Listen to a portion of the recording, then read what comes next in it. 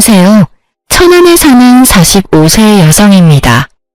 저는 30대일 때 40대가 오는 걸 막연히 무서워했던 사람입니다. 그런데 벌써 머지않아 50대를 앞두고 있는 지금은 이상하게 평온합니다. 아무래도 제가 평범하지 않은 파란만장한 삶을 살아서 그런가 봅니다. 오늘은 감히 어쩌면 저보다 인생 선배님들 앞에서 제가 그동안 살아온 제 인생 이야기 한번 털어놓으려 합니다. 오늘 제 사연 함께 들어주시고 아낌없는 응원과 여러분의 생각 많이 남겨주시면 정말 감사하겠습니다. 그럼 제가 많은 힘을 얻어갈 것 같습니다. 저는 남들보다 조금 늦은 나이에 결혼을 했습니다. 결혼을 늦게까지 못한 특별한 일이나 아픈 사정이랄 건 따로 없었습니다.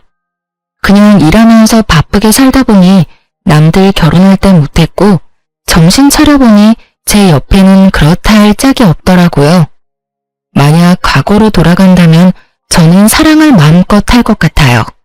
사랑하는 것도 짝을 만나는 것도 다 좋은 때가 있다고 생각하거든요.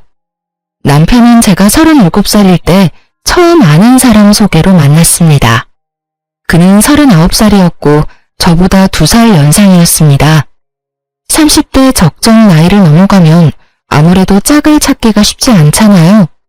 주변에 일단 싱글인 사람이 별로 없는 건 둘째치고 나이가 있는 만큼 다들 보는 눈이 높아지니까요. 그런데 이상하게 남편과 저는 첫눈에 서로를 마음에 들어 했습니다. 첫 만남부터 좋았지만 아무래도 둘 다 40대를 바라보는 적지 않은 나이라 20대 때처럼 막 스파크가 튀고 불타오르는 연애를 한 건 아니었어요. 그 대신 저희는 굉장히 안정적이고 편안한 연애를 했습니다. 연륜이 있으니 서로가 싫어하는 행동을 굳이 하지 않았고 서로를 무척이나 배려하면서 만났습니다. 적어도 연애할 때까지는요. 결혼도 연애처럼 그렇게 심플한 관계였으면 얼마나 좋았을까요? 저희는 그저 그런 스쳐 지나가는 가벼운 만남은 아니었지만 그렇다고 해서 처음부터 결혼할 마음으로 사귄 건 또 아니었어요. 그런데 몇 번 만나고 금방 이런 생각이 들기는 했습니다. 저 사람이랑 나 지금 이렇게 서로 잘 맞고 편한데 만약 결혼을 하게 된다면 어떨까 하는 생각이요. 저는 상대방이 부담스러워할까봐 따로 내색하지 않고 속으로 생각했어요. 그런데 신기하게도 그 사람 역시 그때 저와 같은 생각이 들었나 봐요. 조심스럽게 제게 말을 꺼내더라고요. 그러지 말고 우리 더 늦기 전에 결혼하는 게 어때? 지금이랑 달라질 건 크게 없을 거야. 우리 지금처럼 편안하고 안정적이게 만나자. 난 이렇게 따로 시간 내서 각자의 집에서 만나는 거 말고 우리만의 공간을 만들어서 언제나 함께이고 싶어. 싫어? 내키지 않아? 미안해요. 나 섣불리 대답 못하겠어. 당연히 나도 안정적인 게 좋아. 그런데 결혼은 아무래도 연애랑 다르게 당장 생각해야 할 게 많잖아. 아이 문제도 그렇고 조금 머리가 아프네. 아이? 분명 결혼하면 어른들은 아이 바라실 거야. 근데 난 아이 낳을 생각 전혀 없거든. 지금 급하게 가진다 해도 이미 노산이라서 나도 아이도 건강이랑 보장이 없으니까 무섭기도 하고. 에이, 그런 거라면 걱정하지 마. 아이는 안 낳아도 돼. 난 그저 더 나은 우리 둘의 삶을 위해서 결혼하고 싶은 거니까. 그게 우리랑 어른들 입장은 다르니까. 딩크에 대해서는 각자 알아서 문제를 처리해보자. 당신 부모님만 설득하면 돼. 난 우리 부모님한테 잘 얘기할 테니까. 그럼 이제 우리 결혼에 아무런 문제 없지? 그게 가능할까? 가능하게 해야지. 남편은 원래부터 자기는 아이를 별로 좋아하지 않았다며 결혼 후 딩크족으로 살겠다며 제게 약속을 했습니다. 저는 아이를 좋아했지만 현실적으로 저희 나이가 맘에 걸렸죠. 그리고 혹시나 각자 부모님께 설명한다 해도 어른들 입장은 다를 수 있으니 예비 시부모님 인사드리러 가는 자리에 잔뜩 긴장하고 말았어요. 그런데 남편은 본인이 내뱉은 말처럼 알아서 잘 해결해뒀더라고요. 수지씨, 애를 안 낳고 싶다면서요? 네. 엄마, 수지씨는 그런 게 아니라 나도 같은 생각인 거 아시죠? 그래, 알지. 아이고, 아이 근데 수지씨 왜 이렇게 긴장했어요? 긴장 풀어도 돼요. 난 우리 아들 수지씨 만나서 이렇게 결혼하는 것만으로도 너무 기뻐요. 요즘 세상에 애 안 가지면 뭐 어때요? 둘이 예쁘게 살면 되는 거지 뭐. 안 그래요, 여보? 우린 아들 평생 장가가는 모습 못 보고 죽는 줄 알았잖아요. 그래요. 수지씨, 우린 며느리가 싫다는 일 강요할 생각 추워도 없어요. 물론 손주 있으면 좋기는 하겠다만 안 낳고 싶다면 그 의견도 존중해요. 결혼 같은 거 하고 싶지 않다던 내 아들이 단번에 결혼하고 싶은 사람이 생겼다 해서 나랑 우리 집사람이랑 많이 놀랐었어요. 이렇게 직접 보니까 아들이 잘 선택한 것 같네요. 앞으로 귀한 우리 아들 잘 부탁합니다. 네, 아버님, 어머님, 저도 잘 부탁드립니다. 수지씨, 내 말 맞지? 우리 엄마 아빠 열려있으신 분들이야. 꽉 막힌 옛날 사람들 아니라고. 그러니까 나 믿고 따라와줘. 네, 성범씨. 그렇게 저희는 양가 부모님의 축하를 받으며 결혼을 준비했습니다. 왜 애를 안 낳냐 하는 비난이나 우려는 없었어요. 그저 애가 대수냐, 너무 행복하면 됐다, 드디어 늦게라도 장가를 보낼 수 있어서 마음이 놓인다 등등 양가 어른들의 격려와 응원을 들으면서요. 남편과 저는 한 살 더 먹기 전에 하루라도 더 젊은 날 결혼식을 하려고 발등에 불이라도 떨어진 듯 결혼 준비를 급하게 했습니다. 그래서 교제한 지 1년도 안 되어 결혼에 꼴이 나게 됐습니다. 만약 제가 젊은 나이였으면 다들 성급하게 준비하는 거 아니냐며 주변에서 말을 보탰겠지만 나이가 있는 만큼 주변에서도 축하만 했지 별말 없었어요. 저도 남자가 거기서 거기지 하며 큰 걱정은 없었고요. 하지만 늦을수록 더 신중해야 했다는 걸 뼈저리게 느끼고 후회했습니다. 저희 남편은 대기업 회사원이었는데 세금 떼고 월급이 500만 원 좀 넘었습니다. 제가 생활비를 얼마씩 달라고 얘기한 적 없는데 남편은 알아서 넉넉하게 꼬박꼬박 생활비를 잘 줬어요. 저는 원래 학원에서 아이들을 가르치는 선생이었는데 결혼 후 그만둬서 모아둔 돈 외에는 이렇다 할 수입이 없었거든요. 애도 안 낳으니까 시간도 남으니 맞벌이 하려고 했지만 시부모와 남편이 맞벌이를 강력하게 원하지 않았습니다. 아가, 여자는 내조만 잘하면 된다. 굳이 바깥일 안 해도 된단다. 여보, 나 못 믿어? 여보 하나쯤은 내가 먹여 살릴 수 있어. 이렇게 남편과 시부모는 결혼 후 제가 바깥일 하는 걸 원치 않았습니다. 그들은 제게 응당 여자는 집안 살림만 잘하면 된다고 말했죠. 그렇다 해서 저는 다시 일을 못하게 된다는 보통의 경력단절 두려움은 없었습니다. 얼마든지 아이들 가르치는 일은 다시 할 수 있으니까요. 남편은 제가 일 안 하는 대신 어느 정도 내조를 원했습니다. 그렇다고 남편이나 시부가 제게 엄청 유별나게 구는 것도 아니었어요. 그래서 저는 그냥 남들처럼 평범하게 집안일하고 밥하고 그렇게 살았습니다. 남편 성격은 그 정도면 다정한 편에 속했고 저희는 각자 서로 맡은 일들을 해내며 감정 상하는 일 없이 잘 지냈습니다. 그래서인지 다행히 결혼하고 근 3년간은 평화로웠네요. 처음엔 남편 말대로 연애 때와 크게 바뀐 것은 없었고 오히려 저희 사이는 결혼이라는 결속으로 저희 관계는 더욱 안정을 찾은 듯 했어요. 그런데 가끔 저에게 향하는 말은 아니었지만 평소 조금 거슬렸던 남편의 언행은 분명 있었습니다. 여보, 빨리 와서 TV 속 저 여자 좀 봐. 어디 여자가 말이야. 어른 말씀이면 하늘같이 알고 무서워해야지. 시부모한테 저 대드는 모양새 좀 봐. 정말 드세다. 그리고 어른들이 그러라면 군말 없이 알겠습니다. 해야지. 저 여자는 저럴 거면 결혼을 왜 한 거야? 난 처음부터 안 봐서 모르겠네. 저게 지금 무슨 상황인데? 보니까 저 며느리라는 여자가 시어머니 말을 죽어도 안 들어. 냉장고 정리 좀 해야겠다고 한마디 했다고 시어머니한테 간섭하지 말라는 거야. 아니 감히 하늘 같은 시부모님한테 말이야. 방송이잖아. 저런 거 다 대본이라더라. 너무 열내지 마. 근데 나는 온다는 연락 없이 비밀번호 치고 매일 냉장고 검사하러 오는 시어머니 쪽도 좀 이해 안 가네. 뭐? 뭐야? 당신도 같은 상황이면 저럴 거야? 에이, 우리 어머님은 안 그러시잖아. 아니, 그러니까 만약에 말이야. 나는... 에이, 잘 모르겠어. 당신은 왜 TV 보다가 괜히 나한테 그래?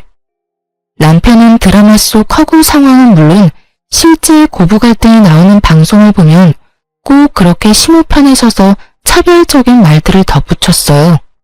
그럴 때마다 저의 생각을 물어보는 남편에게 마냥 솔직하게 속내를 다 말할 수는 없겠더라고요. 괜히 남편이 감정이입해서 제게 싫은 소리 하는 것도 듣기 싫고 저도 굳이 그를 자극해서 긁어부스럼 만들기 싫었거든요. 그래서 저는 최대한 대화 주제를 다른 곳으로 돌리고 그런 일들이 당장 제 일 아니니까 얼버무렸었네요. 다 미래에 제 일이 될 줄은 모르고요. 그러면서 저는 점차 연애 때는 미처 몰랐던 남편의 꼰대 같은 마인드를 인식하게 됐습니다. 남편은 어쩌면 시부모보다 더 옛날 사람 같은 마인드를 가지고 있었어요. 어른들 말은 무조건 들어야 한다 생각하는 사람이었죠. 저도 어른 공경하는 건 좋아요. 하지만 남편은 소위 요즘 말로 꼰대 같았어요. 시부모 역시 앞서 잠깐 말씀드린 것처럼 여자는 내조하는 걸 중시했고 남자는 밖에서 돈만 벌면 된다는 옛날 사람들이긴 했어요. 그렇지만 저희 남편만큼은 심하진 않았어요. 하지만 그건 다 제가 착각하고 있었던 거였어요. 끝까지 겪어보니 결국 그 부모의 그 아들이더군요. 저는 보수적인 그들의 의견들을 완전히 모두 다 이해하는 건 아니었지만 항상 그러려니 했습니다. 시가에서 제사를 크게 여러 번 지냈지만 거기에 대해 큰 불만도 없었습니다. 저 또한 제사 지내는 집안에서 자랐거든요. 그리고 시댁에 인사하러 가는 것들도 저는 크게 부담이 없었어요. 오히려 자주 인사드리러 갔기 때문에 시모랑 금방 친해졌고 그 흔한 고부 갈등 같은 것도 전혀 없었으니까요. 하지만 순응하던 제가 변하자 점점 저희 결혼 생활에도 조금씩 금이 가더군요. 제 내조에 아무런 불만 없던 남편과 시부모가 한 가지 사건으로 쥐 잡아먹듯 괴롭히며 저에게 달려들었거든요. 다름이 아니라 이미 저희는 3년 전에 아이를 낳지 않겠다 합의하고 결혼을 한 거잖아요. 그런데 갑자기 남편의 생각에 변화가 생겼는지 아님 시부모가 원하는 건지 뜬금없이 제게 아이를 낳자 하더군요. 여보, 우리 아무래도 애가 한 명 정도 있는 편이 좋지 않을까? 어? 아이? 갑자기 무슨 말이야 그게. 우리 결혼하기 전에 분명 아이 안 낳고 딩크족으로 살기로 했잖아. 그랬었나? 뭐 그랬어도 지금은 생각 바뀐 지 오래야. 나이 들어갈수록 왜 이렇게 애들이 귀여워 보이는지 모르겠어. 나도 이젠 조카 바보 말고 아들 바보, 딸 바보 하고 싶다. 여보, 우리 노력 좀 해보자. 엄마한테 보약 좀 지어달라 할까? 에이, 큰일 날 소리 하지 마. 애 낳기에는 이젠 너무 늦었지. 40 넘어서 그게 무슨 소리야? 정말 난 싫어. 뭐? 자기 혹시 애 혐오해? 아니, 혐오라니. 내가 혐오하면 조카들 예뻐하겠어? 그래, 다행이다. 혐오하는 거 아니지? 그래, 당연하지. 난 그냥 노선의 위험이 싫을 뿐이야. 괜찮아. 그냥 한 명 낳자. 뭐? 지금 자꾸 뭐가 괜찮다는 거야? 아니, 당신이 낳고 싶다 해서 애가 바로 나아지는 게 아니잖아. 걔도 게다가 내가 위험한 건데 당신이 뭐가 괜찮다는 거야? 아니, 당신 나랑 같이 부부로 살면서 이제 내 성격 잘 알 거 아니야? 설마 아직도 내 성격 모르겠어? 다들 결혼 전에는 당연히 서로 듣고 싶은 말만 해주고 보기 좋은 모습만 보이려고 내숭부리잖아. 나도 그랬던 것뿐이야. 근데 이제는 당장 아이가 필요해. 도대체 몇 번을 말하게 만들어? 여자라면 그런 리스크들을 감수하는 게 당연하잖아. 당신은 애가 뭐 물건이야? 생명 이야기하는데 뭘 그렇게 마트에서 물건 고르는 것 같은 뉘앙스로 말해. 당신 뭐 필요하다고 말하면 애가 바로 생기냐고. 그리고 진짜 말하는 거 너무 웃기잖아. 나보고 리스크를 감수하라고? 당신 만약 나 애 낳다가 죽기라도 하면 어쩔 건데. 나 지금 엄청 무서워. 난 분명히 노산 싫다고 말했었잖아. 나 이 결혼 당신만 믿고 한 건데 갑자기 나한테 임신을 강요하는 느낌이라 좀 당황스럽다. 내가 당신이랑 결혼한 이유는 말이야. 딱 한 가지야. 난 우리 엄마 아빠한테 나 닮은 손주 안겨드리고 싶어. 그거 아니었음 난 평생 혼자 살았을 거야. 그게 다 무슨 소리야. 전엔 그런 말 나한테는 안 했었잖아. 그야 거짓말한 거지. 그렇게 내가 딩크하자고 밑밥 깔아놔야 당신이 거부감 없이 나랑 바로 결혼할 테니까. 뭐? 진짜 이기적이다. 어떻게 그런 거짓말을 해. 난 싫어. 절대 애 안 낳을 거야. 앞으로 나한테 그 어떤 기대도 하지 마. 당신 말 듣고 내가 딱 결심했어. 아이씨, 그럼 네가 우리 엄마한테 가서 말해봐. 애 안 낳을 거라 못 박으라고 네가 직접 말이야. 못하지? 못하겠지? 당신 정말 책임감 없다. 내가 알던 그 남자 어디 갔어? 아니, 그 반대야. 책임감이 있으니까 아이 낳자고 하는 거지. 그 후로 저희는 아이 얘기만 나오면 서로 토시 하나 안 틀리고 매번 똑같은 레파토리로 말싸움을 하곤 했습니다. 저는 절대 못 낳는다였고 남편은 무조건 낳아야 한다였죠. 남편의 집요함이 통하지 않자 얼마 안 가 시부모까지 대놓고 임신 압박을 주더라고요. 너희는 아직까지 아무런 소식 없냐? 네? 빨리 낳고야 싶죠. 그런데 아빠, 이 사람이 영 협조를 안 해요. 엄마, 와이프가 노산이라 자꾸 애 낳기 싫대요. 얄밉게 남편은 시부모 앞에서 본인은 애 낳고 싶은데 와이프가 싫다고 해서 못 낳는 중이라고 쐐기를 박았습니다. 그러자 시부모의 모든 원망의 눈초리와 질타는 제게로 날아오더군요. 그게 아버님, 어머님. 어머, 얘, 너 결혼까지 했는데 그런 무책임한 말이 어딨니? 애는 낳아야지. 그리고 너 얼마 전에 어떤 50대 여자도 건강하게 임신해서 출산까지 한 거 아니? 그 사람 뉴스에도 나왔어. 그러니까 너도 너무 겁먹지 말고 자신감을 좀 가져라. 죄송합니다. 저희 애 안 낳아요. 저는 분명 결혼 전에 양가 부모님께 말씀 충분히 드린 걸로 기억해요. 그때 어머님 아버님도 괜찮다고도 하셨잖아요. 그거는 당연히 그때 일이고 지금 나는 하나도 괜찮지가 않어. 에이그 고집하고는 요즘 안 그래도 20, 30대 저출산 때문에 아주 심각하다는데 애미 넌 이 나라를 생각하는 마음 같은 건 조금도 없니? 얼른 한 명 낳아서 애국해야 할 거 아니야? 시모와 이어 시부가 제게 애국심이 없다며 혀를 끌끌 찼습니다. 그 뒤로 시모는 TV 속 나오는 사연들처럼 말도 없이 수시로 저희 집을 들이닥쳤습니다. 청소를 똑바로 해라. 매일 새 반찬 미리 만들어놔라. 잔소리 폭탄을 하며 제게 스트레스를 줬어요. 그러다 하루는 온 가족이 또 저를 회유하려고 하더군요. 시모는 저 먹일 잔뜩 보약을 지어와서 이렇게 말했습니다.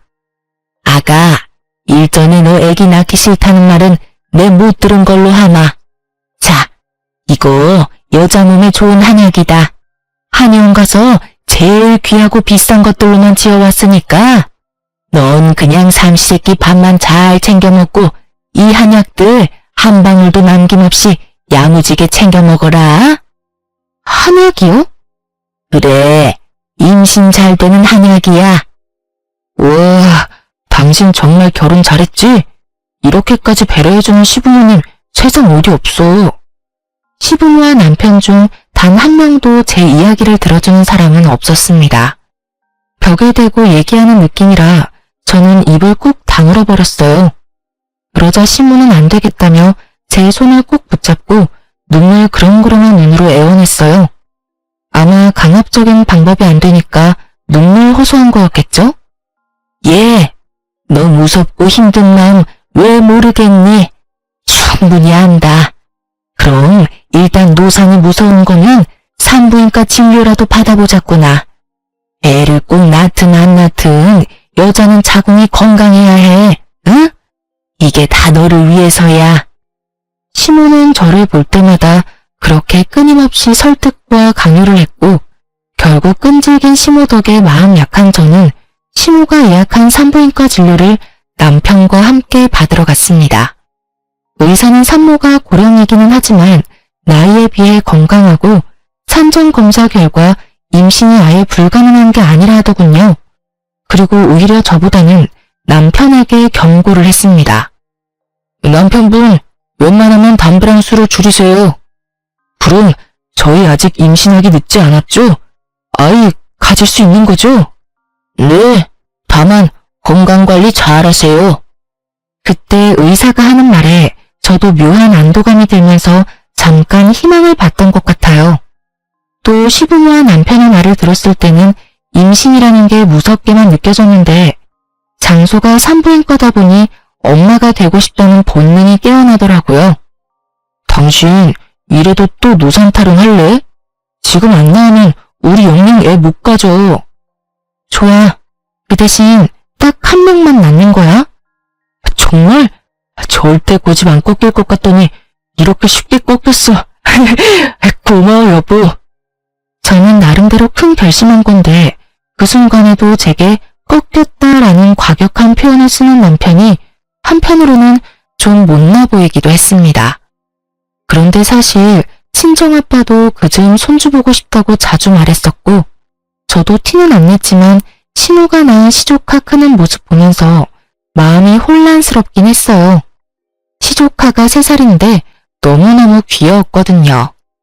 시조카도 그렇게 귀여운데 제 자식이면 도대체 어떤 감정이 들까 궁금했습니다. 잘 생각했다. 아가, 정말 잘 생각했어. 넌 아이 낳기만 해. 우리가 다 키워줄 테니. 그리고 네 남편이 너 모시고 살 거다. 그럼요. 제가 마누라 여왕님처럼 모시고 살아야죠. 하지만 그 평화도 잠시였네요. 제가 애를 낳는다는 결정에 양가 집안에서 더할 나위 없이 너무 좋아하셨죠. 물론 저희 친정엄마는 노산이라 제 건강 걱정을 많이 하셨고요. 시모는 저를 잘 보살피겠다며 저희 엄마를 안심시켜줬어요. 그리곤 제게 본격적으로 임신 준비를 해야 한다며 앞으로 손주 생길 때까지 최선을 다해 제 건강만 생각하라고 신신당부했습니다. 시댁 행사는 물론이고 제사 전부 오지 말라더군요. 스트레스 받으면 아이가 안 찾아온다고요. 속물인가 마음에 찔리긴 했지만 임신을 빌미로 시댁을 안 가도 되니 솔직히 너무 편하고 좋더라고요. 아가, 첫째도 건강, 둘째도 건강, 셋째도 건강. 몸도 마음도 건강해야 아기가 찾아온단다. 앞으로는 내 말만 들어. 그럼 애는 금방 생길 거다. 네, 어머님. 넌 참 복 받았어. 그치? 네, 어머님. 챙겨주셔서 감사합니다. 그럼 나 같은 시어머니 어디 없다. 그런데 시모는 점점 제 생활 모든 것을 컨트롤하려 했어요. 이유는 모르겠으나 가까운 국내 여행도 못 가게 했으니까요. 여행을 간다고? 안 된다. 부정 타. 네? 부정 탄다고요? 하지만 가까운 곳인데? 애 낳고도 충분히 여행 갈 수 있잖니. 얘, 임신이 쉬운 줄 아니? 지금부터 행동거지 똑바로 해야지. 저는 아직 임신도 안 했는데 시모는 도대체 뭔 생각으로 여행도 못 가게 할까? 의문이 쌓이기 시작했어요. 차라리 임신하려면 여행이 좋은 기회이겠다는 생각도 했었고요. 결국 남편 휴가 때 저희 부부 여행도 못 가게 하던 시모였어요. 그리고 먹을 것도 특별히 다 신경 써야 한다며 시모는 손수 음식을 만들어 와서 항상 우리 집 냉장고를 채워 놓았습니다. 정말 감사했는데 정말 한편으론 너무 부담스러웠습니다. 일단 제가 잘 먹어야 하는데 시모의 음식들은 제 입맛에 맞지 않았어요. 하지만 늘 뭘 얼마나 먹었는지 체크하는 시모 덕에 저는 신경이 곤두섰죠. 그리고 무엇보다도 제가 임신을 한 것도 아니고 이 모든 게 임신 준비하는 과정이었으니까 좀 유별나다 싶었습니다. 처음 몇 개월은 정신없이 지나가서 조바심이 안 났는데요. 임신 준비한 지 1년이 다 되어가도록 깜깜무소식이니 저는 점점 불안했어요. 꾸준히 남편과 숙제도 하는데 아기가 쉽게 안 찾아오더라고요. 지금 생각해보면 조상신이 도운 것 같아요. 이런 집안과 엮여서 제 배 아파 소중한 생명을 낳지 말라고요. 시모는 일주일에 적게는 한 번씩, 많게는 두세 번씩 전화가 왔어요. 처음엔 시모가 제 상태를 조심스럽게 물어봤었는데 시간이 지나자 퉁명스럽게 제게 쏘아붙였어요. 걱정하는 어투에서 짜증과 화로 바뀌어 갔습니다. 나중엔 친정 욕까지 하더군요. 시부모도 이제 인내심이 다했는지 딱 1년 지나자 저를 원망하며 제 탓을 엄청나게 하기 시작했습니다. 얘, 아직이냐? 네, 어머님. 에휴, 나만 발벗고 나서서 노력하면 뭐해? 너네 최선을 다해 노력하고 있는 거 맞냐? 그럼요. 근데 왜 아직이냔 말이야? 운동은 꾸준히 하고 있고? 네. 보약은? 잘 먹고 있죠. 네 시아버지도 이제 포기했다. 혹시 너 건강에 무슨 문제 있는 거 아니냐? 안 그래도 산전검사 얼마 전에 했는데 다 정상이래요. 정말 해도 너무한다. 내가 널 얼마나 지극정성으로 케어했니? 아마도 네가 아닌 다른 사람이었다면 말이야. 그 사람은 벌써 애 둘셋은 낳았을 거야. 죄송합니다. 너 정말 죄송하기는 하니? 너 임신하기 싫어했잖냐? 조굴은 사실 잘 됐다고 생각하고 있지? 에휴, 이렇게 해도 쉽게 못 낳는 딸내미를 결혼시킨 사돈은 무슨 배짱인 거야? 사돈도 정말 생각이 없나 봐. 아주 양심이 없어. 불쌍한 내 아들 어떡할 거냐? 어머님, 그건 말씀이 좀 지나치세요. 어머머, 너 눈 똑바로 안 뜰래? 참나, 우리가 해준 보약이랑 반찬들은 받아 먹을 때만 좋았지? 내가 그 정성을 다했는데 너한테 고작 이런 말도 못해? 아무리 그래도 친정 부모님 함부로 말씀하시는 건 아니죠, 어머님. 애초에 임신은 제 욕심이 아니라 어머님, 아버님 욕심에서부터 시작된 일이잖아요. 그리고 제가 보약 그만 지어달라 말해도 억지로 지어와서 먹이셨고 반찬도 알아서 해먹는다 해도 어머님이 고집 부리셨잖아요. 좋은 마음으로 저는 어머님이 하라는 대로 한 수밖에 없어요. 그러니까 더 이상 저희 친정 부모님 욕보이지 마세요. 꼴에 자존심 부리기는 큰 소리를 칠 입장이냐 네가? 아니, 그냥 남들처럼 임신만 하면 끝나는 일인데 그게 어려워? 그리고는 시모는 기회를 많이 줬다며 자포자기한 목소리로 그러더군요. 에휴, 됐다. 애는 됐어. 더 이상 희망 고문 당하기 싫다. 아무래도 너라는 그릇이 잘못됐어. 임신은 글러먹은 것 같다. 아이고, 그동안 너한테 쏟아부은 내 시간과 정성, 돈 아까워라. 예, 요새 네 신우 고깃집 일손이 모자라. 이제 난 너 포기했으니 거기 가서 일이나 좀 도와라. 네? 무슨 말씀을 그렇게 심하게 하세요? 내가 심해? 네가 더 심하지. 얘, 너 솔직히 내가 많이 배려해줘서 그동안 제사도 혼자 쏙 빠지고 시집와서 네가 한 게 뭐가 있냐? 요즘 인건비가 금값이라는데 가족끼리 도와야 하지 않겠냐? 내가 너한테 쓴 돈이며 시간이 다 얼마야?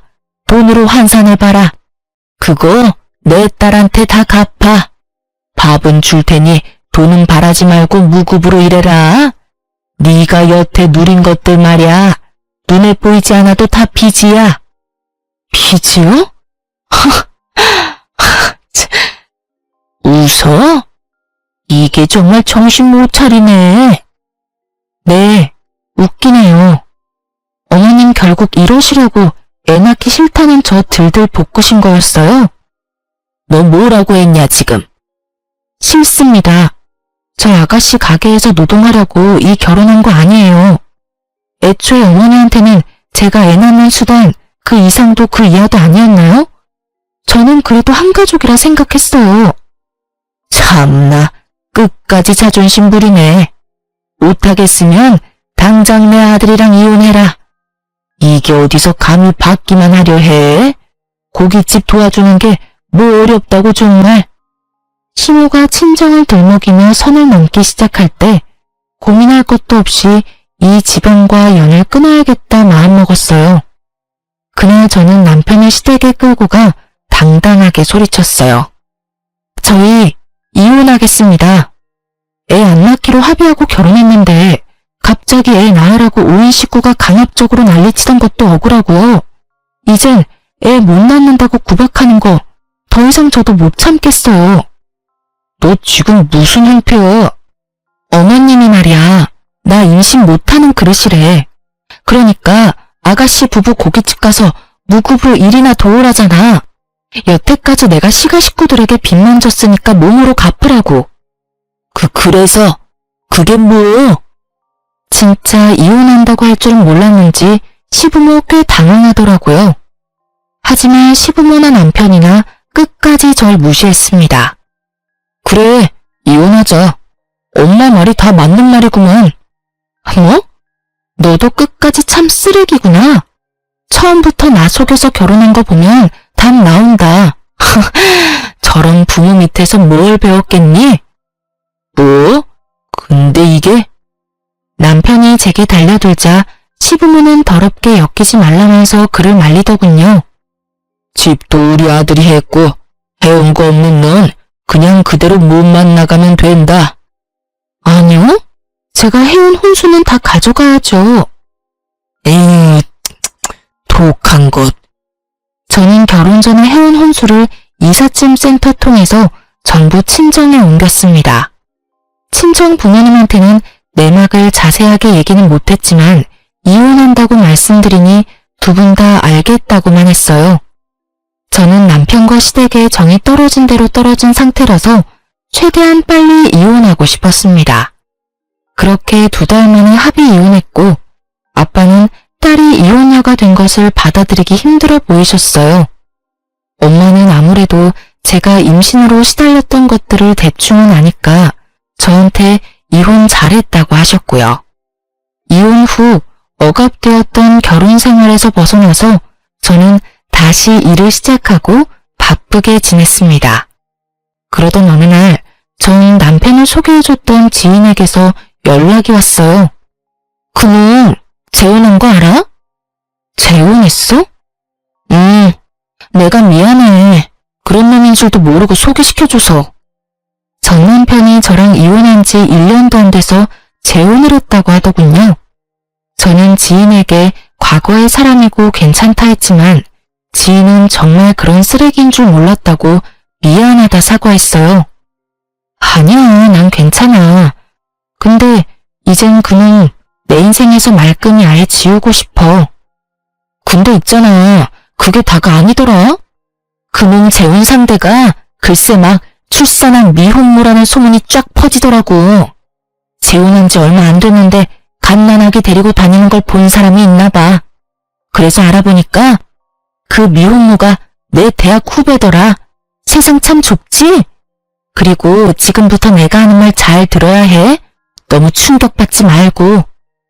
들어보니 지인의 대학 후배인 여자는 어느 날 갑자기 배가 부른 상태로 나타났대요. 점점 배는 불러오는데 누구랑 결혼한다는 소식은 따로 없고 다들 아기 아빠가 누군지 궁금해했지만 알려주지 않았다네요. 그래서 미혼모구나 지레짐작하고 있었는데 아무 말 없던 후배가 갑자기 결혼한다며 지인들에게 청첩장 돌리며 자기 미혼모 아니라고 해명했다고 하더라고요. 남자친구랑 잠시 헤어졌다가 다시 붙었고 애는 혼자 키우려 했는데 같이 키우기로 했다고요.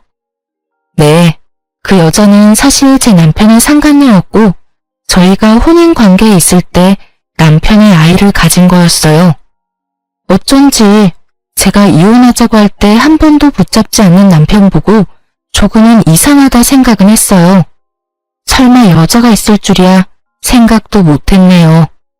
저는 상간녀의 연락처를 얻어냈고 더 이상 바보처럼 당하고만 있지 않으리라 다짐했습니다.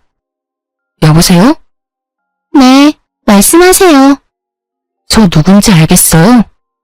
저희 남편 전 부인 아니세요? 내 번호도 알고 있었나 봐요. 그럼요. 바람 맞죠? 맞으면요? 소송해야죠. 맘대로 하세요. 그깟 상간녀 위자료? 우리 어머님 아버님이 다 해결해 줄 거예요. 와, 어이가 없네. 너 인생 그딴 식으로 살다가 천벌 받아. 천벌? 누구한테? 난 지금 너무 행복하게 잘 지내는데? 그래, 벌 받기를 기도하고 기도할게. 코웃음 치는 상간녀와 더 이상 대화가 안 통하더라고요. 상간소송을 제기하겠다고 내용 증명을 보냈더니 역시나 상간녀 대신 전 남편이 내용 증명 받는지 화를 내며 전화가 오더군요. 여보세요? 야, 너 지금 뭘 보낸 거냐? 보면 몰라? 상간녀 소송 걸었지. 참나, 이제 와서 무슨 상간녀야. 이 눈치 없는 여자야. 우린 벌써 서로 협의 이혼했고 이혼했으면 소송까지 못 가. 너 나 재혼했다는 소식 듣고 많이 배 아팠나 보다. 아님, 너는 그 고생을 해도 못 나왔는데 난 이렇게 쉽게 아빠가 돼서 부럽기라도 해? 혹시 질투? 질투 같은 소리 하고 있네. 알려면 좀 똑바로 알던가. 우리 이혼한 지 1년도 안 됐어. 상간녀가 임신한 사실 하나만으로 당신의 외도 사실은 입증이 된 거야. 외도 사실 알게 된 지 3년까지 상간소송 가능한데 이건 몰랐어? 그럼 좀 조용히 재혼하지 그랬어. 아주 떠들썩하게 해놓고 내가 모르길 바라는 게 이상하지. 나 이제 한 아이의 아빠고 그 사람이 이제 내 와이프야. 남의 가정 파탄내지 말고 차라리 합의를 하자. 그래, 지금 가정은 얼마나 갈지 내가 응원하면서 지켜볼게. 한 번 바람 피운 놈이 두 번은 못할까? 넌 절대 인간 못 돼. 전 남편은 그렇게 10살 어린 상간녀 대신 제게 합의금 1,000만 원을 보내줬습니다. 차라리 외도 사실을 제가 처음부터 알았으면 모르겠는데 이렇게 뒤늦게 알고 이혼 다 하고 다시 소송까지 가는 게 번거롭더라고요. 그래서 저는 1,000만 원 받고 깔끔하게 털어놨다고 생각했어요. 전 남편은 제게 돈을 보내고 지긋지긋하다며 다신 연락할 일 없었으면 좋겠다더군요. 그렇게 3년이라는 세월이 흘렀고 최근에 모르는 번호로 전화가 자주 왔어요. 너무 집요하게 오길래 한 번 받았는데 잊고 지냈던 전 남편이라는 작자였어요. 여보세요? 누구세요? 당신이야? 당신 맞아? 아, 지가 연락하지 말라고 하더니 이렇게 먼저 연락하는 경우는 뭘까? 우리가 연락해서 정리해야 할 게 뭐가 아직 남았니? 당신 맞구나. 번호 안 바꿨네. 우리 다시 합칠래? 당신도 나한테 마음이 아예 없진 않지? 뭐? 지금 혹시 만나는 사람 있어? 미쳤냐? 술 취했어? 나 만나는 사람 따로 있어. 지금 무슨 소름 끼치는 개소리야 한밤중에. 거짓말. 없지? 아직 남자 없는 거 맞지? 나 너랑 헤어진 뒤로 당신 계속 생각나더라. 우리 애 가지려고 서로 최선을 다했었잖아. 난 우리가 지금도 충분히 가능성 있다고 생각하거든. 뭐? 우리? 우리 같은 소리 하네. 그리고 뭐 나랑 헤어지고 바로 재혼했으면서 입에 침이나 바르고 거짓말해. 시부모한테 미움받을 때 나몰라라 하고 와이프 버린 게 누군데? 왜? 상간녀 아니 네 와이프가 바람이라도 났니? 그게 말이야. 나도 이럴 줄 정말 몰랐어. 사실 애가 이제 4살이야. 근데 내 얼굴이 하나도 없는 거야. 어릴 땐 애들 다 비슷하게 생겼으니까 그러려니 했어. 근데 클수록 내 얼굴이랑 더 달라지니까 부모님이 애 유전자 검사라도 해봐야 되는 거 아니냐고 그러길래 혹시나 싶어서 했는데 불일치로 나왔어. 그 애가 내 애가 아니었다고. 그 여자한테 나도 우리 부모님도 완전 속은 거야. 엄마가 그 사실 알고 미용실에서 바리깡 빌려와서 자고 있는 그 여자 머리 중간에 싹 다 밀어버리고 그 여자 쫓겨났어. 진짜 가지가지한다. 그러니까 여보, 우리 연애할 때 좋았잖아. 나 더 이상 여자도 못 믿겠어. 당신 같은 여자 아무리 찾아도 없더라. 우리 재결합하자, 응? 내가 지난날 용서 빌게. 엄마 아빠도 너 다시 오면 받아줄 거래. 전보다 더 잘해주실 거래. 아, 속이 다 시원하다. 근데 뭐 이제 와서 다시 합치자고? 너 완전 미친 거 아니니? 아니, 너네 엄마 아빠도 제정신 아니시래? 끊어. 네 인생은 네가 알아서 살아. 제가 소리 지르자 전 남편은 끝까지 찌질한 면모를 보이더라고요. 그럼 내가 그때 상간녀 소송 합의금으로 준 1,000만 원 다시 도로 뱉어.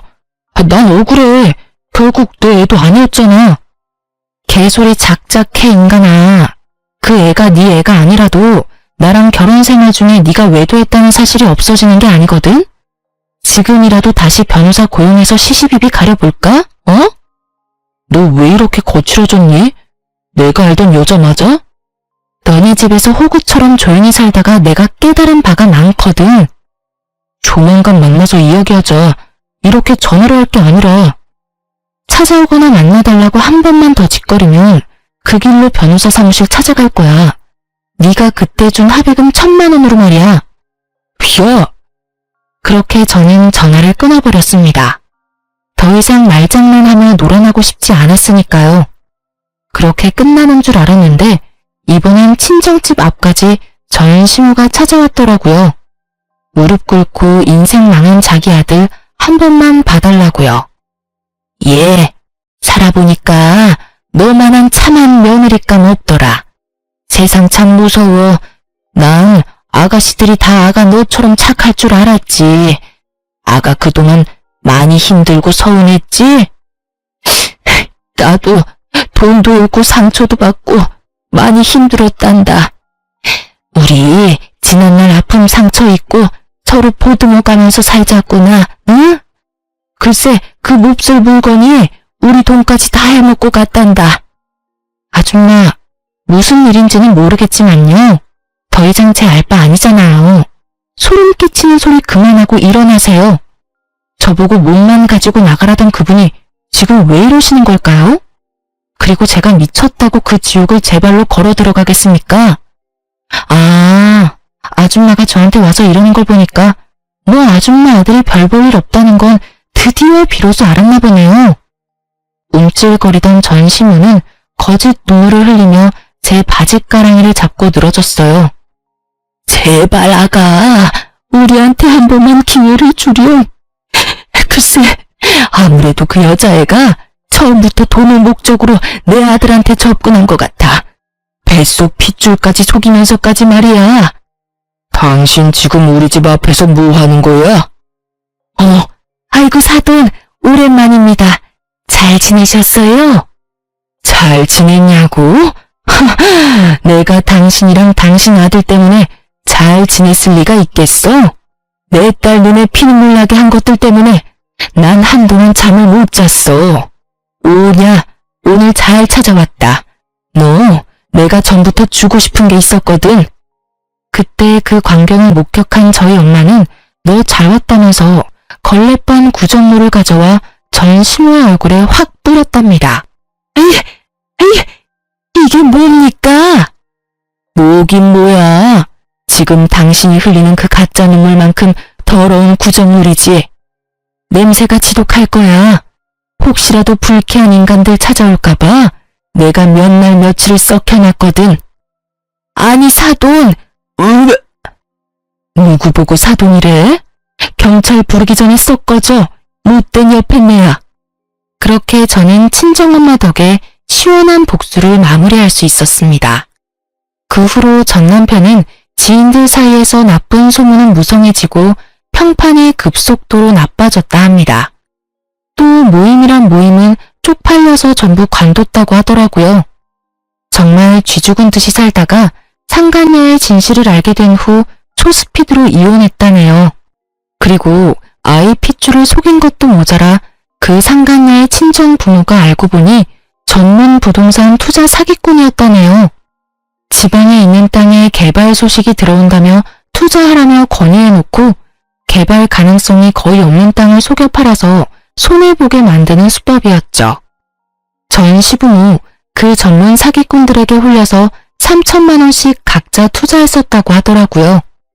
땅을 1억도 안 되는 돈으로 살 수 있다고 꼬드기니 사돈이 설마 거짓말이라도 칠까 아니란 마음으로 종잣돈을 전부 투자했나 보더라고요. 솔직히 생돈 날린 시부모 한동안 시름시름 앓았다는 소식 듣고 꼴 좋다고 생각했습니다. 그놈의 손주 타령 그렇게 하더니 가짜 손주한테 그만 홀려서 상간녀 집안에 그동안 간이고 쓸개고 다 빼앗긴 거죠. 전 시부모와 전 남편 보면서 결국 제게 지은 죄가 있으면 다른 어떤 방식으로든 꼭 반드시 업보가 돌아온다 생각했습니다. 제게 상처 주고 저를 내쳤던 그들이 평화가 깨져서 너무 행복했어요. 하지만 그들의 불행을 너무 오랫동안 곱씹지는 않으려고요. 저도 건강한 마인드로 제 인생 잘 살아야죠. 그래서 이곳에 털어놓고 또 새로운 마음가짐으로 살아가려 합니다. 저는 아이들 가르치는 일 다시 하면서 안정 많이 되찾았고요. 현재 친정 부모님 집에서 같이 살고 있습니다. 하지만 이젠 상대방에게 맞춰가는 삶은 제게 어려울 것 같아요. 누군가를 다시 사랑하는 건 어렵더라도 그냥 저는 제 자신을 사랑하면서 제가 행복한 삶을 살려고요. 여러분도 여러분의 행복을 위해서 사셨으면 해요. 지금까지 긴 사연 들어주셔서 감사합니다.